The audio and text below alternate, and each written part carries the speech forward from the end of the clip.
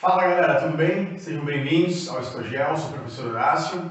Vamos para uma segunda aula de Idade Média hoje. Falamos na primeira aula de bizantinos e árabes. Hoje nós vamos entrar na formação dos reinos germânicos. Os povos bárbaros que ocuparam e dominaram a Europa Ocidental no final do Império Romano, por volta já a partir ali do século IV, eram povos com variadas características, mas predominantemente germânicos nessa primeira fase, século IV, século V, século VI. E óbvio que desses vários povos germânicos que ocuparam a Europa Ocidental, naquilo que sobrou do Império Romano, alguns povos se destacaram em relação a outros, principalmente os povos que se aliaram à Igreja Católica e que, de alguma forma, se aliaram aos antigos romanos para construir, então, uma forma de governo, uma forma de centralizar essas regiões dominadas. Uma vez que os germânicos eram tribos e comunidades guerreiras que desconheciam o papel do Estado, desconheciam as classes sociais, diferenciação social, propriedade privada. Então, são sociedades muito diferentes das romanas, né, das gregas, que já conheciam então toda uma estrutura hierárquica de governo, de política, de Estado, etc. e tal. Eles, em geral, tinham na agricultura a sua base econômica e a grande necessidade para os germânicos era proteger essas terras. Então, você cria um grupo de guerreiros que vão ser leais a um chefe principal, o comitatus, e esses guerreiros vão proteger as terras porque a agricultura é a base da existência desses povos, tá certo? Em geral, a religião deles é politeísta, né? Religiões ali do norte, né? Com Odin, Thor, todas essas religiões nórdicas da Europa e em geral, né? E eles vão então começar cada vez mais a se converter ao cristianismo. Então a Igreja Católica Apostólica Romana é a única instituição capaz de aglutinar esses novos processos históricos, esses novos povos que estão conquistando terras na Europa Ocidental. Tudo bem? A continuidade aqui, eu falo para vocês que o comitatus, que é um conceito germânico, é a ideia de que existe um líder que é reconhecido pelo grupo como tendo maior capacidade de liderar o grupo, e o grupo de guerreiros oferece lealdade militar a esse chefe, a esse líder, em troca de proteção, tá certo? Então nós temos um conceito de lealdade que nós vamos chamar aqui de comitatus, ok? A economia, essencialmente agrícola, vai criar ao longo do tempo uma nobreza, uma classe superior que será a nobreza feudal. Por que isso? Porque os guerreiros vão acabar se tornando então uma elite que nós conhecemos na Idade Média como nobres. Nobreza guerreira, nobreza vassala, que é leal a um suzerano, leal a um grande proprietário de terras. E o pessoal que não faz parte dessa nobreza, obviamente, são os servos, são os trabalhadores, que vão então trabalhar a terra, gerando então sustento para toda essa sociedade. Percebam que, através da cultura germânica, estamos construindo os alicerces aí do que será o feudalismo lá no século IX, século X, século XI. Tudo bem? Seguindo, nós vamos ter o conceito de suzerania e vassalagem. A suzerania seria então o suzerano, o grande senhor, o grande proprietário de terras, e o vassalo é o nobre guerreiro que presta um juramento de lealdade ao suzerano em troca de terras, de benefícios e de proteção. Então o grupo se une em casos de guerras, de invasões, em casos de movimentações militares, toda a equipe, né, todo grupo de nobres apoia um suzerano que será então, no futuro ainda um pouco distante, o famoso senhor feudal, que é o dono maior ali das melhores e maiores terras. Ele vai concedendo algumas terras para esses vassalos em troca de apoio, fidelidade e proteção. Tudo bem? Nós temos, por tudo isso, um enorme processo de ruralização da Europa Ocidental. Já falei na aula passada que o mar Mediterrâneo estava nas mãos dos árabes, então não havia mais como a Europa Ocidental fazer comércio com o Oriente pelo mar Mediterrâneo, que agora se tornou, né, um mar árabe, e nós temos, devido a essa grande característica germânica de ter na agricultura sua principal base de economia, nós vamos ter então um processo realmente de ruralização. As cidades tinham um ar de muita insegurança nesse momento. Elas eram sedes administrativas, elas ainda tinham alguma existência, principalmente as cidades romanas mais antigas, mas em geral as cidades começam a se esvaziar por conta desse processo de guerras, de lutas, de insegurança, e o campo vai se tornar a principal unidade espacial de vida e produção da Idade Média, tudo bem? É importante entender que esse governo, então, ele não é mais centralizado, não tem mais a figura de um imperador, de um rei, de um monarca, mas terá, então, a figura de alguns reis militares, tá? Então, é uma hierarquia militar, é uma lealdade militar que vai substituir, então, os antigos imperadores romanos, e nós damos a isso o nome de fragmentação política. Ou seja, na Idade Média, você não tem um chefe para todos os estados, mas cada região, cada estado, cada feudo vai ter o seu próprio administrador. Seja ele um senhor feudal, seja ele um nobre vassalo que ganhou terras em troca da fidelidade, sempre estando abaixo de um suzerano maior, de um suzerano principal. Espero que tenha ficado claro para vocês. O primeiro grupo germânico a desenvolver realmente um estado centralizado e muito forte na Europa vão ser os francos. Os francos, eles invadiram a região que era conhecida pelos romanos por Gália. E a região da Gália é o território onde hoje seria então a França, pegando uma parte da Alemanha, mas predominantemente a França. E eles ocuparam essa região por volta do final do século IV, do século V, e muito cedo eles centralizaram esse território. Então, comparado com os outros povos, alamanos, vândalos e demais ostrogodos, visigodos e demais povos germânicos que ocuparam a Europa Ocidental, os francos eles se destacam pela precoce centralização da região da Gália, da França, e também por uma precoce aproximação com a Igreja Católica Apostólica Romana. Percebam que na luta contra os romanos, os francos entenderam que dependiam do apoio da própria população, da própria igreja, para conseguir realmente dominar o local e se estabelecer definitivamente nesse local. Isso é bastante interessante, porque vai dar origem à primeira monarquia, à primeira dinastia francesa, que são os merovingios. Tá? Nós tivemos as lutas entre os germânicos e os outros povos germânicos, a luta entre os povos germânicos e os antigos romanos, lideradas por um rei legendário chamado Meroveu. Esse Meroveu, ele então empreendeu importantes vitórias contra outros povos germânicos e conseguiu se fixar na região da Gália, onde hoje seria a França. Nós temos o neto dele, o Clovis, se convertendo ao catolicismo, se tornando cristão, e ele faz então uma aliança com a Igreja Católica e com as populações locais. É um sistema chamado hospitalidade, onde os germânicos cedem 1/3 das terras para os antigos romanos, ficam com 2/3 das terras, e em troca eles conseguem então uma aliança que dá a eles a possibilidade de dominação e permanência, conquista no território. Tudo bem?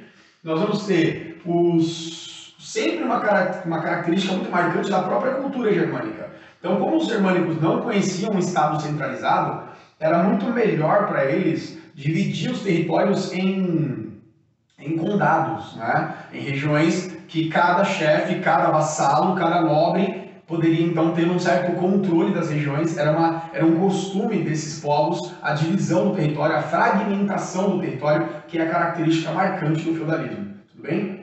Nós vamos ter um período ali por volta do século VI, mais ou menos, que são os reis indolentes, que eram reis germânicos francos que não tinham um apreço pelo controle, pela dominação, pela centralização do poder, e isso vai dar espaço para que outros nobres, para que outros vassalos ganhem poder e tomem espaço nesse contexto histórico, nesse processo histórico.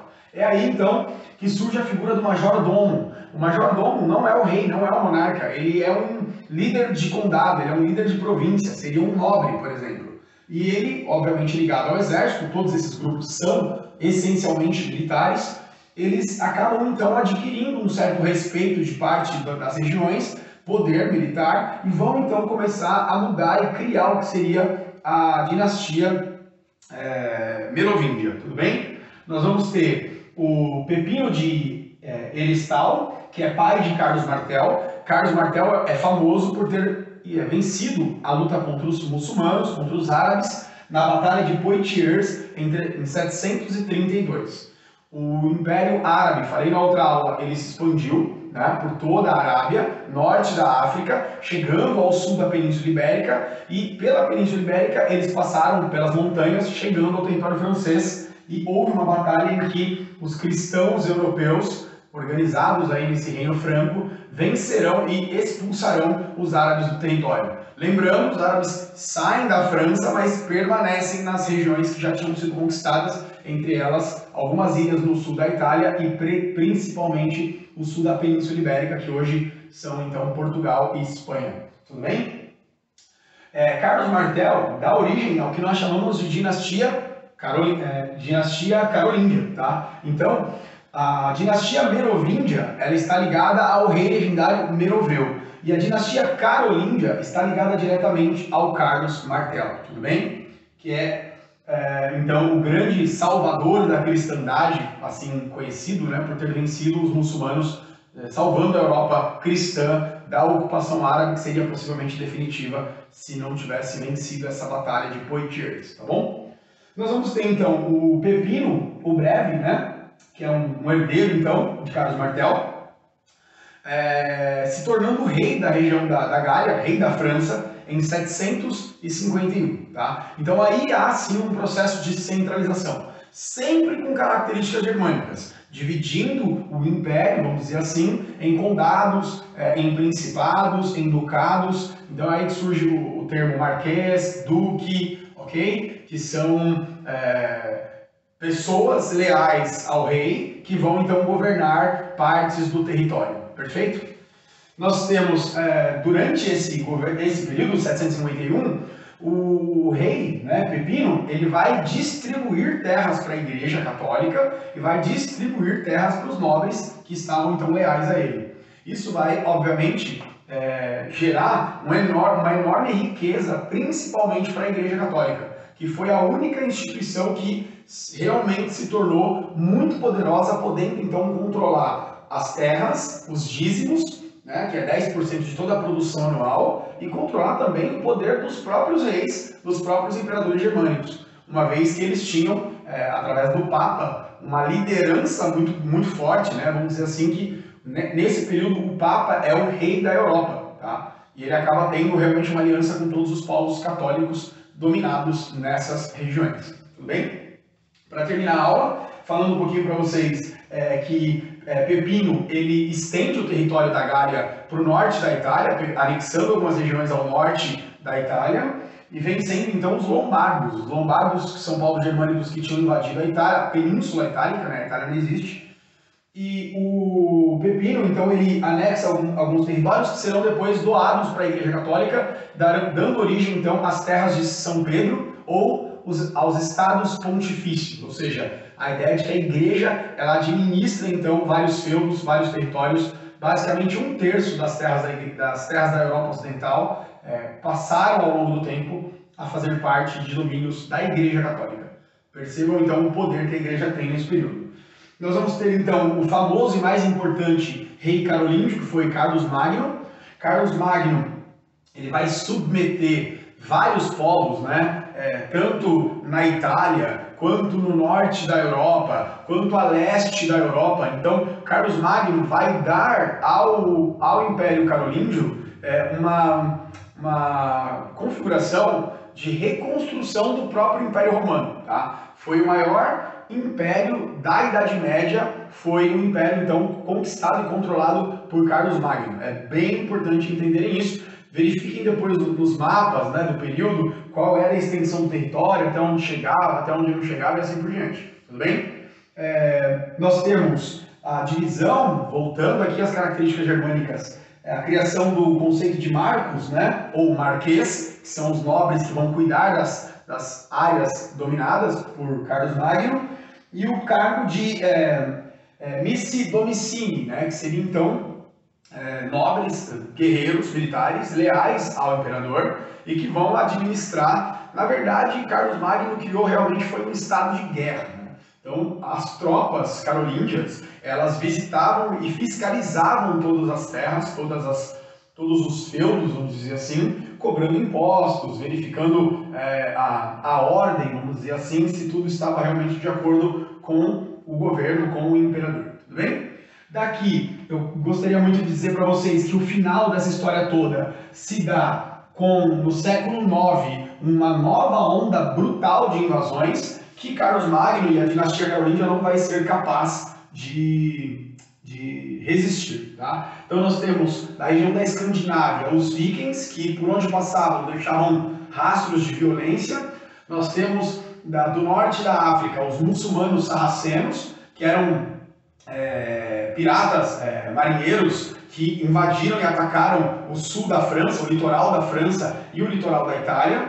Então acabaram, obviamente, não ocupando, não invadindo, mas geraram muita destruição e muito ataque ao Império Carolíngio. E nós temos também os magiares, conhecidos como magiares, mas na verdade sabemos que são húngaros, né? Que são cavaleiros nômades vindos ali das estepes da Ásia Central e da região onde hoje seria a divisão entre a Europa e a Ásia, né? Os montes Urais ali, propriamente falando, na região russa. Esses povos também atacaram amplas regiões do Império Carolíngio. No final, a dinastia carolíngia acaba cedendo, acaba caindo. Então, o Carlos Magno se tornou imperador de Roma no ano 800, tá? Ele foi coroado pela Igreja Católica e ele morre em 813.